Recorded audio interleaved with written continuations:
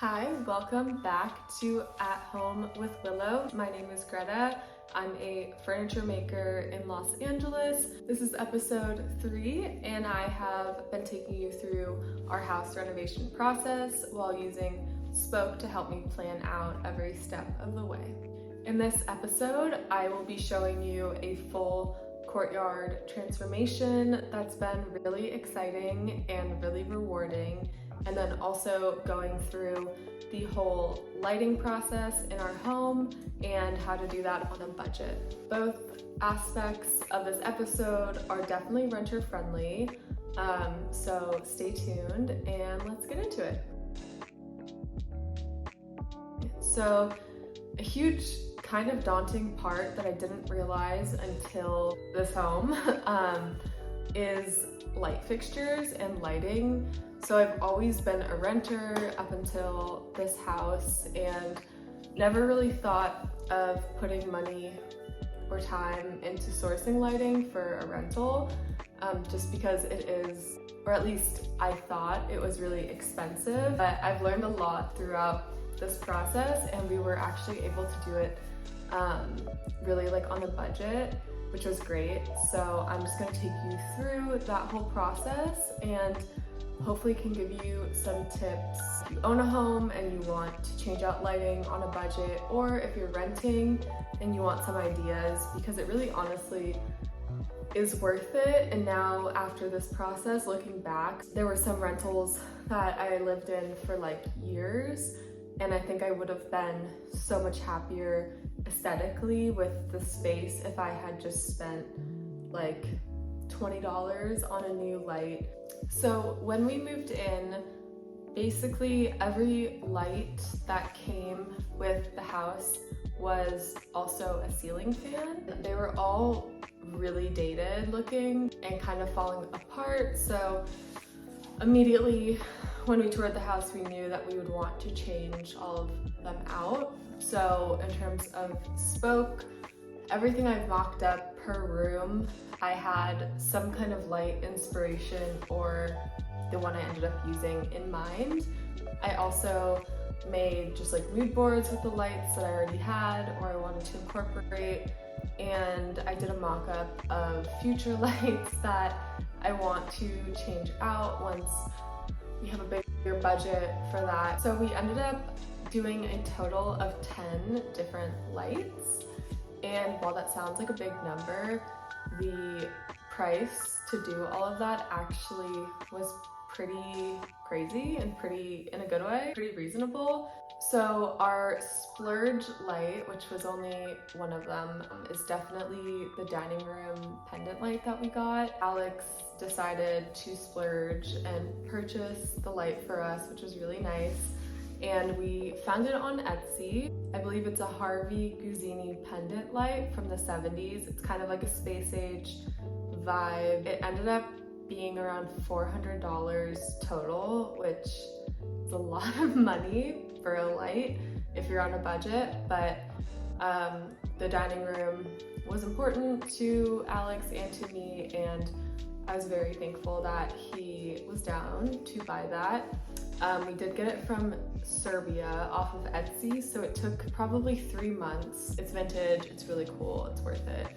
So now onto the kitchen. So we had 3 lights in the kitchen, that one ginormous red ceiling fan and then 2 just like Home Depot looking lights. I had an old vintage like hunter green pendant light that I had bought from an antique store in Arizona like 3 years ago. It was only $20, so that was like a really good find.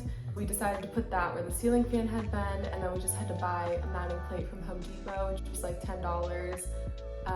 So like $30 for that light, which was a great deal.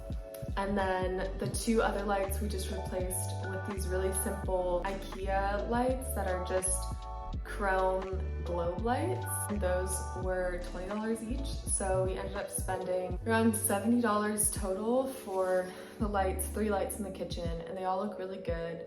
So now onto the living room. I had recently been to my friend Lane's apartment, and she had like the hay rice paper shade lantern light. So I really wanted one of those. We actually ended up ordering 2 different shapes of them. One went into our main bedroom, and then the other went into the living room. So the living room is the medium round rice paper shade from Hay. When we bought it in December, it was around $40, and then the cord around $30, I think. So it's like $70 for the living room. And then the one in our bedroom was the Ellipse rice paper shade. So same thing, it was around $70. So for the other 2 bedrooms, we just went with the same IKEA lights that we used in the kitchen. They're just the chrome globe lights, and they're really easy. They work well. Eventually it'd be cool to change them out, but I'm really happy with them. They were $20 each. Can't really complain. So lastly, in terms of lighting, was the bathrooms. So both bathrooms came with like pretty large statement lights. So we found 2 other IKEA lights, kind of the same idea as the other ones we had. They look so good, and those were actually only $18 each. So once again, like such a good deal. So for the Courtyard transformation, the first step was to kind of plan out like a mood board general vibe I was going for using Spoak. So that was really helpful because a lot of times, even just trying to find inspiration for a project, I end up looking at so many images online or like on Instagram or Pinterest, and it's kind of hard to just like keep track of them all and like decide which ones you want to pull inspiration from. So this was really helpful because it helped me narrow down the look I was going for and then make decisions based off of that. I also made a Visi separately from my mood board just to kind of give me an idea once I have furniture and stuff outside what I'm going for. So that was fun because I hadn't made a Visi before with anything outdoors. So like I was able to like visualize the gravel and even like make the house on the side and visualize doing like potted plants. So I used Spoak in 2 different ways to get an idea of what I was going for, and then once I had that figured out, it was time to actually start the process.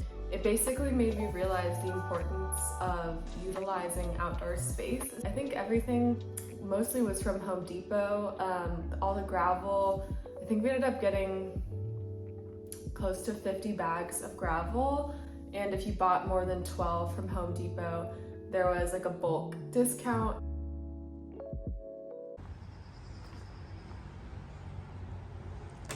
Well, my jasmine got a little fried, but that's okay. I got some more plants.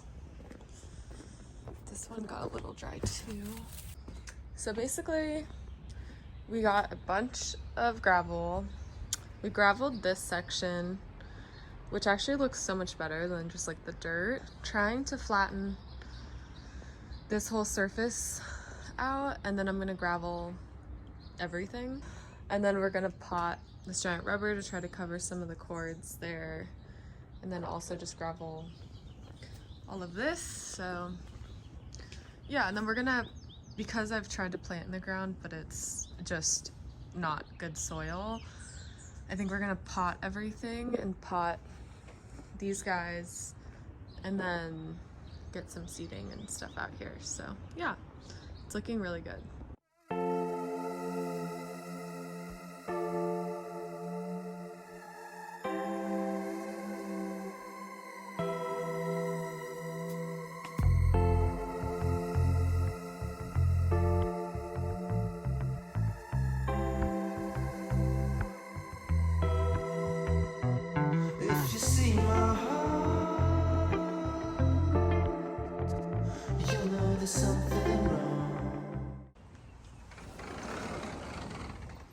Making some good progress. I started laying down the gravel, but I'm excited. It's just quite a process.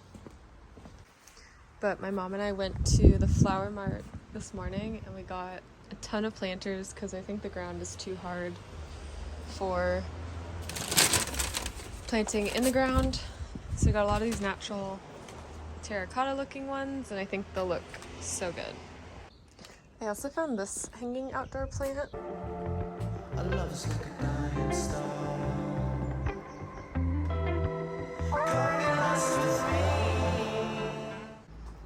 Alright, I just like soaked all of this because it's really hard. Yeah, my jasmine got a little fried, but they're surviving. We got these new ones. African fern pine. Got this big fern. We have this desert pine that I really like. And then we just got some other natural ones. And this river tree is just so happy. Like a guy lost in you. Oh, if we were free, there'd be nothing else to do.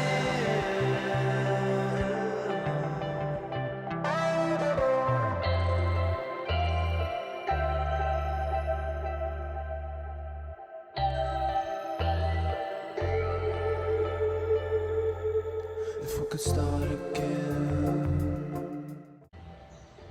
Okay, I just watered everything, added more gravel. I had to wipe this down to see the border. It's just never ending. Amongst all the snakes, and everyone would know our names. Got me lost with me, like a guy lost in you. Oh, if we were free, there'd be nothing else to do.